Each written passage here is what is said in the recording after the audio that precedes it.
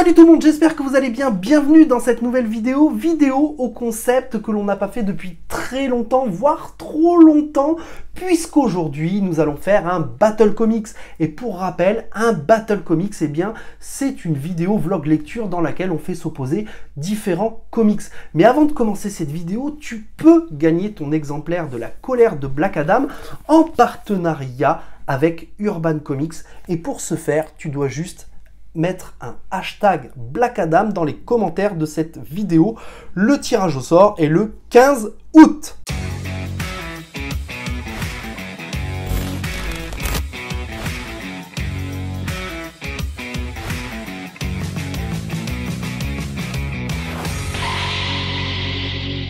Comme je vous l'ai dit, aujourd'hui il s'agit d'un Battle Comics. Et la dernière fois que j'ai fait un Battle Comics, il y avait Venom versus Strange Academy. Et Venom s'en était plutôt bien sorti, même si j'avais décidé de garder Strange Academy, puisque j'avais été relativement agréablement surpris par le récit, malgré quelques réserves. Mais aujourd'hui, il n'y aura pas 2 comics en opposition, il y aura 4 comics qui vont s'affronter, et seulement 2 monteront sur le podium. Aujourd'hui, on va parler de Supergirl, Woman of Tomorrow, un récit que j'avais très envie de lire tout simplement parce que eh bien, les récits sur Supergirl m'intéressent, c'est un personnage qui m'intéresse, mais malgré tout, il y a très peu de récits Supergirl chez Urban. Il y aura ensuite du Robin et Batman de Jeff Lemire, ou les meilleurs pour les puristes, et de Dustin Nguyen que je ne connais pas au dessin, du Green Lantern Corps, et ça j'ai très hâte de le découvrir, j'ai de très grosses attentes sur ce récit. Et enfin, le dernier, ce sera La Colère de Black Adam que vous pouvez gagner, je vous le redis. Bon, par quoi on commence? Le dernier que j'ai posé? Le dernier que j'ai posé, c'est La Colère de Black Adam, donc si ça vous convient, eh bien on va commencer tout de suite par ça. De toute façon, je vous préviens directement, c'est une vidéo qui sera faite en plusieurs parties, tout simplement parce que juste La Colère de Black Adam, c'est déjà 272 pages, et Green Lantern Corps, c'est 440 pages, donc c'est quand même énormissime. Allez, c'est parti, on va charbonner aujourd'hui. J'ai un énorme problème avec ce récit pour la simple et bonne raison qu'on commence à la semaine 50, jour 2, puis on passe quelques pages et on arrive à la semaine 45 pour ensuite revenir à la semaine 50, jour 1. Je déteste ces sauts temporels qui te perturbent un petit peu au départ, pour la simple et bonne raison que déjà t'as pas les antécédents de la série, mais en plus t'as des ellipses temporelles qui te perdent un petit peu, et je trouve ça dommage. Il y a une question qui me fait réellement kiffer, qui est posée notamment par le responsable du Daily Planet, alors je suis désolé pour les puristes, mais j'ai oublié son nom, qui demande où est Superman quand le monde a le plus besoin de lui. Je trouve que c'est une question qui est pertinente, qui est intéressante, parce que ça touche notamment à la vie privée du super-héros, et finalement on peut se la poser cette question. Est-ce que Superman doit réellement sauver le monde à chaque fois qu'il est en danger ? Est-ce que, parce qu'il est un super-héros ou une personne qui a des pouvoirs surnaturels ou extraordinaires, il a ce dû envers le monde? C'est vraiment une question pertinente et vraiment ça me matrixe l'esprit en fait, vraiment. Il y a un truc plutôt sympa dans ce récit, c'est le découpage inhabituel des planches. En tout cas vraiment pour moi c'est inhabituel et je trouve que c'est intéressant. Et on voit au travers de ces planches notamment toute la folie, tout ce que la folie meurtrière en fin de compte de Black Adam a provoqué, et waouh, c'est très fort, c'est très fort. Et ce qui est intéressant notamment, c'est que en fin de compte, eh bien, cette folie, elle impacte forcément physiquement les êtres humains, elle fait disparaître des super-héros, mais également elle impacte psychologiquement certains personnages comme Martian Manhunter qui est blessé mentalement en fait par la folie meurtrière de Black Adam. Et je trouve ça vraiment intéressant finalement. Ce que je trouve intéressant dans ce récit, c'est qu'on croise vraiment plein de têtes dont on n'a pas forcément l'habitude de voir dans le même récit. Là, on va croiser du Firestorm, du Nightwing, du Aquaman, du Wonder Woman, du Martian Manhunter, j'ai vu Supergirl notamment, et on a des planches qui sont absolument magnifiques. Non, vraiment, les planches d'Aquaman, elles sont extraordinaires, je trouve. Extraordinaire. Oh, la violence de certaines scènes avec Black Adam, sa folie meurtrière, waouh! En tout cas, le personnage est vraiment badass dans ce récit, c'est génial, c'est absolument génial. Bon, par contre, j'avoue que le scénario tient un peu sur un post-it, mais c'est vraiment cool, c'est du pur récit de... Pas de super-héros finalement, mais vu que c'est Black Adam qui est au centre de l'histoire, mais on est plutôt sur de l'anti-héros, mais c'est cool, ça fait plaisir de voir du Black Adam en fait. Ok, donc c'est la fin de la première partie, une fin un peu abrupte, il faut le dire, avec un scénario qui tient, comme je vous l'ai dit, sur un post-it, mais il y a quand même des points positifs. Le premier point positif pour moi de cette première partie, eh bien, c'est que le narrateur n'est nul autre que Martian Manhunter, et ça m'étonne, déjà d'une part, mais en plus je trouve que ça offre une vision des choses complètement différente de ce qu'on aurait pu avoir dans un autre récit. Typiquement, Martian Manhunter dépeint sa vision des choses, il nous explique en quoi la folie meurtrière de Black Adam l'atteint, non pas physiquement mais psychologiquement, mais également le combat des hommes, le combat des super-héros pour préserver la Terre, et je trouve qu'il y a vraiment un beau message. Mais on va continuer cette lecture, on va aller sur la deuxième partie, parce que finalement la première partie s'est lue relativement vite. C'est intéressant parce que cette deuxième partie, c'est donc directement la suite de ce qui s'est passé précédemment, et bah, Black Adam n'a pas fait que du bien, hein. Waouh! On en est quand même à un point dans l'histoire où Black Adam est obligé de se faire torturer et de se faire démonter la gueule pour ne pas être reconnu. On est sur du Peggy 16 là, je pense. On a une deuxième partie avec de très très belles planches également. Une deuxième partie qui pour l'instant me convainc beaucoup plus que la première, notamment à cause de son rythme, à cause de sa narration, tout simplement parce qu'on est sur une quête dans cette deuxième partie, une quête par laquelle Black Adam va essayer de retrouver quelque chose et de ressusciter quelqu'un, et donc on est sur un rythme beaucoup plus posé. Et en plus cette quête va faire voyager Black Adam aux confins du monde, et je trouve ça plutôt intéressant finalement. Il y a vraiment un côté très introspectif dans cette deuxième partie, comme si Black Adam voulait se repentir de ses actes de la précédente partie justement, et c'est intéressant, c'est vraiment intéressant pour le coup. Oh la fin de chien. Ok, la colère de Black Adam, c'est terminé. Qu'est-ce que j'en ai pensé? Alors, sur toute la première partie du récit, on est sur un récit relativement violent, qui va mettre en avant notamment l'esprit torturé de Black Adam, et la folie meurtrière de Black Adam qui va provoquer un génocide, mais également le sacrifice de nombreux super-héros, et ces sacrifices vont notamment mettre en avant le prix à payer pour chacun. Et j'ai trouvé ça relativement intéressant.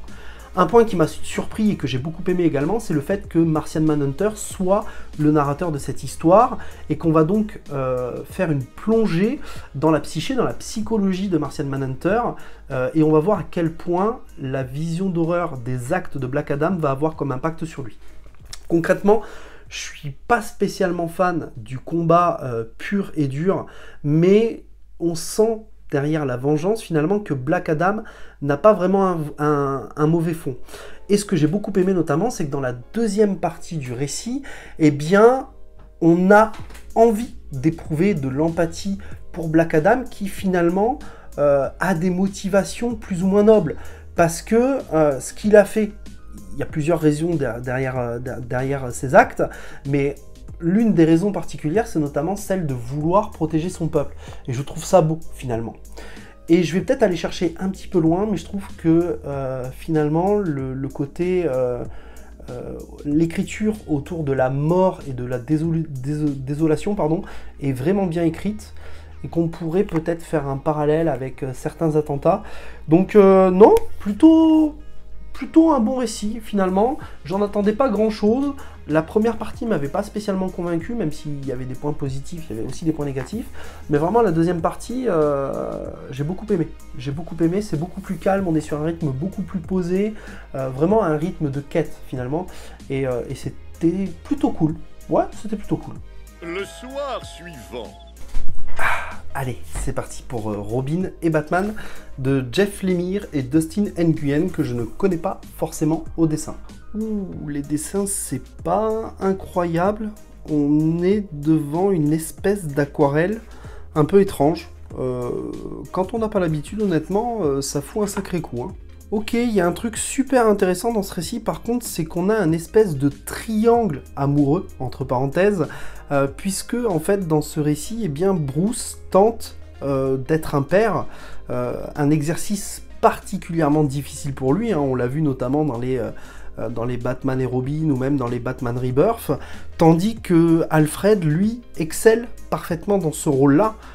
En même temps, c'est normal, il avait déjà éduqué, élevé Bruce Wayne. Et dans ce récit, notamment, eh bien, Bruce est clairement détestable.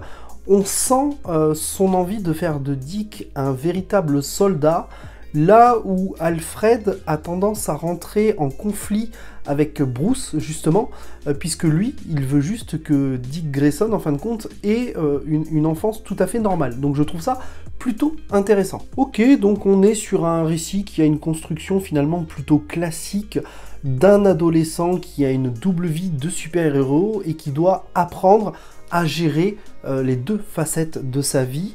Ce que je trouve notamment intéressant, c'est que le récit ne va pas nous saouler en fin de compte avec les origines de Dick Grayson, mais va plutôt nous expliquer quel est l'entraînement qu'il a subi avant de devenir un véritable Robin, et donc avant de devenir Nightwing. No comment.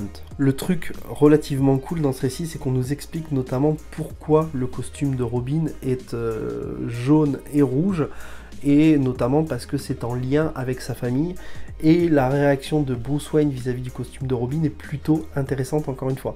Malheureusement, je peux pas vous en dire plus, sinon je vous spoil, donc ce serait dommage. Ok, c'est terminé. Donc, Robin et Batman est un récit qui se lit relativement vite, finalement. C'est un récit qui va mettre en avant des personnages que tout oppose, hein, et qui va revenir sur l'entraînement qu'a subi Dick Grayson avant de devenir un Robin, au travers de dessins relativement spéciaux, puisqu'on est sur un genre d'aquarelle, auquel il est clair que tous les lecteurs n'adhéreront pas, avec des traits imprécis, qui débordent, et des fonds parfois vides. Et ça, pour moi, c'est le premier point négatif de ce récit.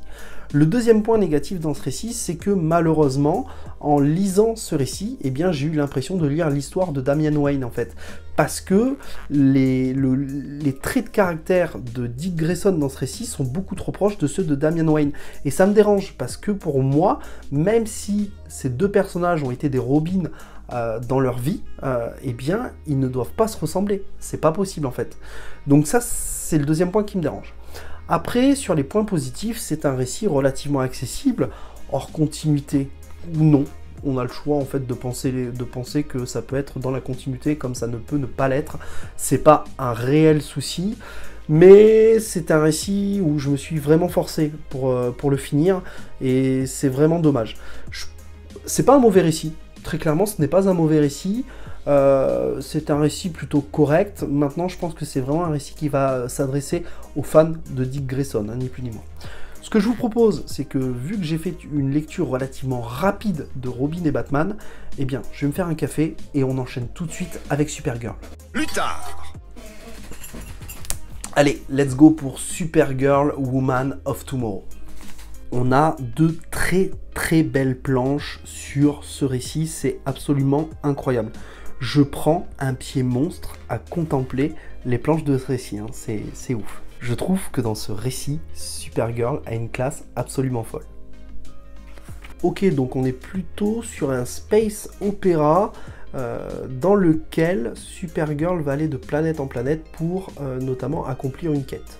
Il y a de très belles planches, hein, j'adore, mais ce qui est dommage, c'est qu'en fait le récit est noyé de dialogue de la part de la narration, et je trouve ça dommage en fait, je trouve ça vraiment dommage. Il n'y a pas un seul temps mort dans ce récit au niveau de la narration. On n'a pas le temps d'apprécier les planches de Supergirl en vol notamment, sans qu'il y ait une bulle de narration. C'est pénible, ça me saoule en fait. C'est lent, ça parle beaucoup, ça parle trop.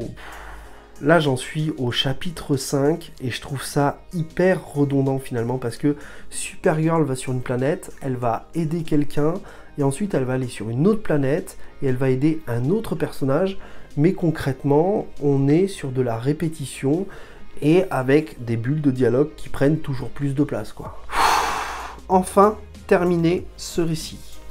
Donc, Supergirl, Woman of Tomorrow a des points positifs et des points négatifs. Clairement, les points négatifs, j'en ai parlé au cours de ma lecture, c'est beaucoup trop verbeux, c'est beaucoup trop pompeux. Le point positif pour moi, c'est qu'on explore la psychologie du personnage de Supergirl, et en fait, toute la quête au cours de ce récit va être une quête relativement introspective. On va nous montrer notamment que Supergirl est un personnage déterminé, courageux, plein de gentillesse, pleine d'humanité finalement, mais pour moi le gros point négatif justement sur les traits de caractère de Supergirl, eh bien c'est qu'elle ressemble beaucoup trop à son cousin Superman. Avec ce récit, on fait pas spécialement de différence entre Supergirl et Superman, et je trouve ça vraiment dommage. J'aurais aimé avoir un point de comparaison qui fait que, eh bien, les deux personnages ne se ressemblent pas tant que ça. Et je trouve ça dommage. Par contre, l'énorme point positif de ce récit, c'est clairement les dessins de Bilquis Evely, que je ne connais absolument pas. J'adore. En fait, les dessins plus la quête introspective de Supergirl donne à ce récit quelque chose de vraiment très poétique. On est presque sur une fable, pardon. Et j'ai trouvé ça plutôt très sympathique. 3 jours plus tard. Allez, c'est parti pour la dernière lecture de ce Battle Comics. Alors, je me suis renseigné pour savoir comment ça se lisait et à quelle période ça se situait. Et je remercie beaucoup Minphobia sur le Discord qui m'a aiguillé, qui m'a expliqué que finalement ça se lisait en parallèle du Geoff Jones présente Green Lantern.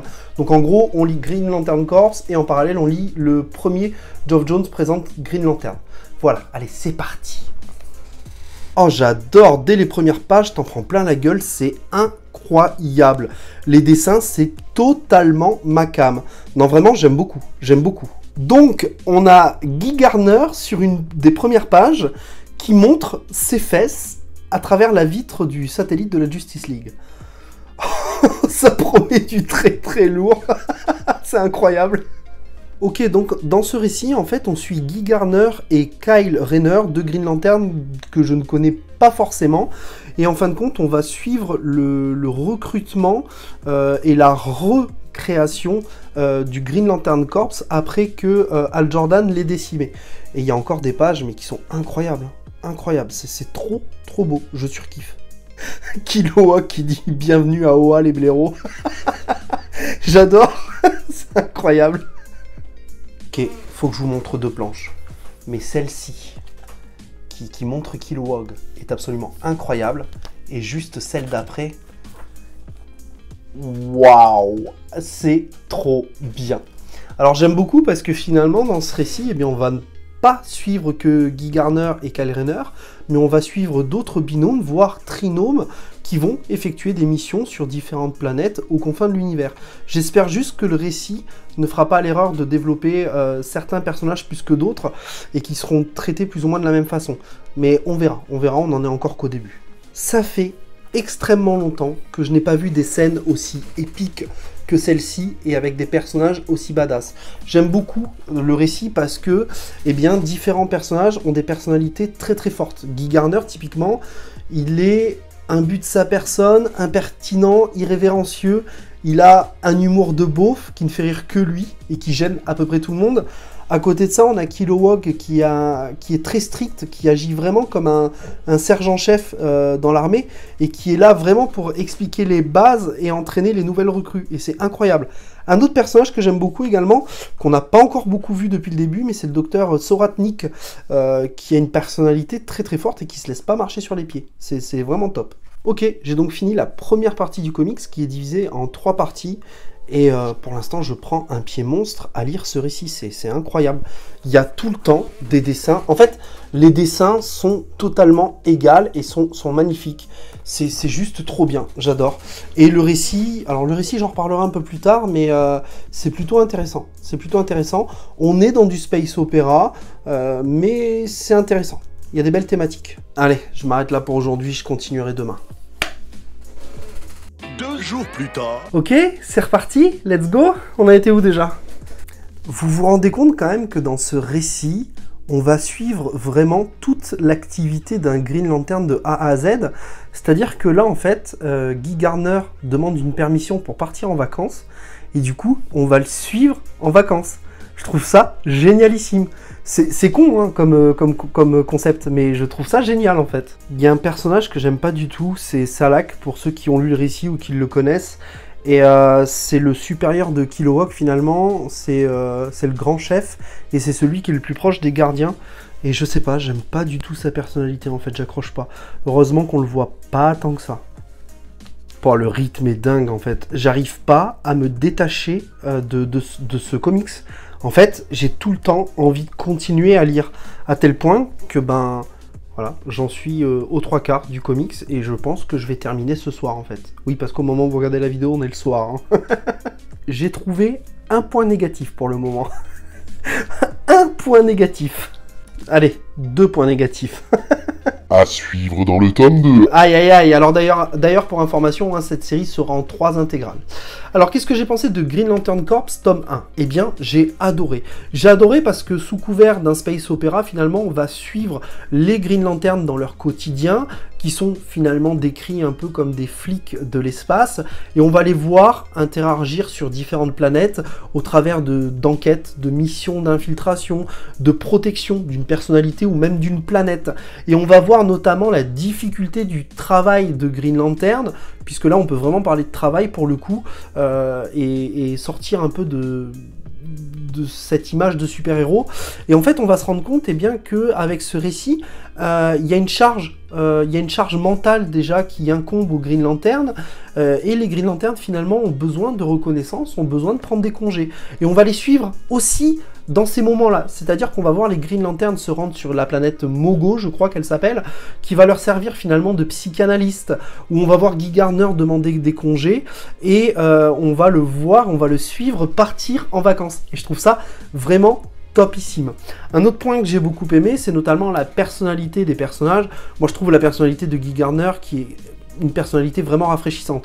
On est loin du super-héros très sage comme Superman. Typiquement, là, on a un personnage vraiment irrévérencieux, avec une personnalité affirmée, presque implacable, très charismatique. On a Kilowog aussi à côté qui s'impose énormément, qui est un peu le chien qui va aboyer, mais finalement qui va prendre soin de ces nouvelles recrues. On a le docteur Soratnik aussi qui est vraiment incroyable. Seul petit point négatif au niveau des personnalités, je trouve, c'est Kyle Rayner qu'on voit peu, et finalement il s'efface très très vite de l'histoire. Au niveau des dessins, bah, c'est du tout bon, hein, c'est du tout bon. Alors c'est quelque peu inégal sur la dernière partie, j'ai noté quelques points où c'est un peu moins beau que d'habitude, mais concrètement ça reste très très correct, et j'ai vu largement pire dans les comics. Et je dirais que le seul point négatif, en fait, ce qui m'a le plus dérangé, c'est les antagonistes. Finalement, les antagonistes, eh bien, je trouve qu'ils manquent de charisme. On est loin d'un Sinestro, on est loin d'un Darkseid, on est loin d'un Joker, et finalement, on a du mal à palper la menace, en fait. C'est vraiment le seul point négatif. Notamment, je pense à l'un des ennemis que l'on retrouve dans ce récit, c'est Bofulga. Et ouais, Bofulga, il m'a pas marqué de ouf, quoi, en fait. Je trouve ça un peu dommage. Et pour le coup, j'aurais aimé avoir des antagonistes avec une personnalité aussi marquée que Kilowog ou que Guy Gardner. Mais concrètement, c'est pas très très grave.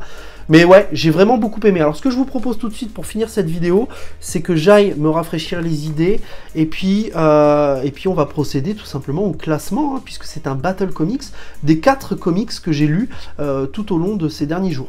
2 heures plus tard... Mesdames, mesdemoiselles, messieurs, il est temps de rendre les résultats de ce Battle Comics, et le premier comics, celui qui ne montera pas sur le podium, eh bien c'est Robin et Batman. Alors Robin et Batman, eh bien ce n'est pas un mauvais récit, loin de là, j'ai même passé un bon moment en réalité, mais si je dois le juger, eh bien c'est un récit qui s'adresse aux fans de Dick Grayson principalement, qui va nous apporter peu d'informations, si ce n'est sur l'entraînement qu'a suivi Dick Grayson et la vision qu'avait Bruce Wayne de l'avenir de Dick Grayson. C'est un récit avec des dessins très particuliers. Là, ces aquarelles, moi, j'adhère pas du tout concrètement. Je suis pas très fan de ce type de dessin, et surtout ce qui m'a réellement dérangé dans ce récit, c'est que Dick Grayson a la même personnalité que Damian Wayne, et bah, là-dessus pour moi ça matche pas du tout, parce que c'est deux personnages bien distincts, et même s'ils ont été Robin tous les deux, ils ne devraient pas avoir la même personnalité, et c'est ce qui me dérange un petit peu. Je vous propose de passer au comics qui va monter sur le podium à la 3e place. Ce comics, ce n'est autre que Supergirl Woman of Tomorrow. Alors Supergirl Woman of Tomorrow, c'est un récit correct, mais malheureusement c'est un récit qui est très redondant, parce que finalement, d'un chapitre à l'autre, eh bien Supergirl va sur une planète, va aider quelqu'un, et on répète ce schéma-là tout au long de l'histoire. C'est un récit qui nous raconte une quête très personnelle de Supergirl. Malheureusement, pour moi, ça marche pas parce que j'ai un peu le même problème que pour Robin et Batman. C'est-à-dire que eh bien, la personnalité de Supergirl, elle ne se démarque pas de Superman. Et je trouve ça dommage parce que finalement, on a très peu de récits sur Supergirl. C'est un personnage qui est très peu mis en avant finalement chez Urban. Et j'aurais aimé qu'elle ait des traits de caractère qui la démarquent de Superman.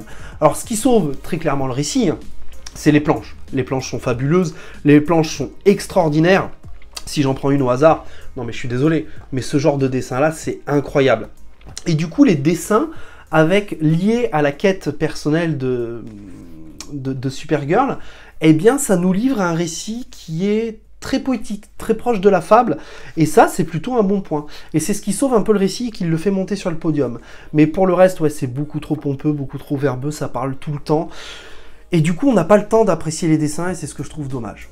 On passe maintenant au comics, qui va monter en tant que deuxième sur le podium, et qui va donc vous dévoiler par la même occasion le premier. Eh bien, il s'agit de La Colère de Black Adam, qui sera deuxième sur ce podium, qui est donc le premier gagnant de ce Battle Comics.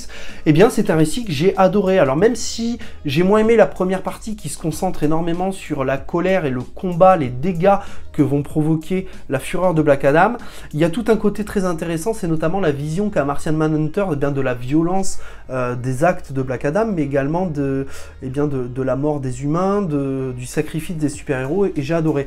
Et le deuxième récit, la deuxième partie, pardon, j'ai vraiment adoré parce que on est vraiment sur une quête très personnelle de Black Adam qui va tenter de recouvrer quelque chose, hein. Désolé, je peux pas vous en dire plus sinon je vous spoil, mais qui va également essayer de ressusciter quelqu'un, et j'ai passé un moment incroyable. Au niveau des dessins, c'est très inégal entre la première et la deuxième partie. Honnêtement, j'ai beaucoup aimé les dessins de la deuxième partie. Maintenant, ceux de la première partie sont pas horribles, hein, loin de là. On a quand même de très belles planches. Je vous les ai montrées au cours de ce vlog lecture, mais ce type de dessin, là, je suis désolé, mais j'adore en fait. J'adore, c'est trop beau. Et pour le coup, je trouve que la deuxième partie met beaucoup plus en valeur Black Adam que la première. Donc pour moi, c'est Black Adam qui monte en deuxième sur le podium, même si finalement je pensais que j'aurais mis Black Adam premier parce que c'est un récit complet. Alors ce qui me gênait un petit peu notamment, c'est le fait que eh bien, Black Adam est la suite de la série 52, mais finalement ça gêne pas tant que ça les lectures, mais on va manquer quand même de quelques informations. Et donc le premier, vous l'aurez compris, c'est Green Lantern Corps, parce que la personnalité de Guy Garner, parce que les dessins, parce que le récit, et parce que Green Lantern, en fait, je pensais pas que ça me plairait autant, mais j'ai vraiment adoré ce récit, donc oui, c'est un grand oui. C'est Green Lantern Corps, tome 1, qui monte sur le podium en tant que grand vainqueur avec Black Adam, et troisième Supergirl, et quatrième Robin et Batman. Voilà, et bien écoutez, c'est un très long vlog lecture, un très long Battle Comics. J'espère que ce Battle Comics vous aura plu. N'hésitez pas d'ailleurs à me dire en commentaire quel classement vous auriez fait, vous, avec ces 4 comics, si vous les avez lus, bien entendu. Je vous dis à très vite en vidéo. Prenez soin de vous et n'oubliez pas, de grands comics et de grands mangas impliquent de grandes lectures. Ciao tout le monde!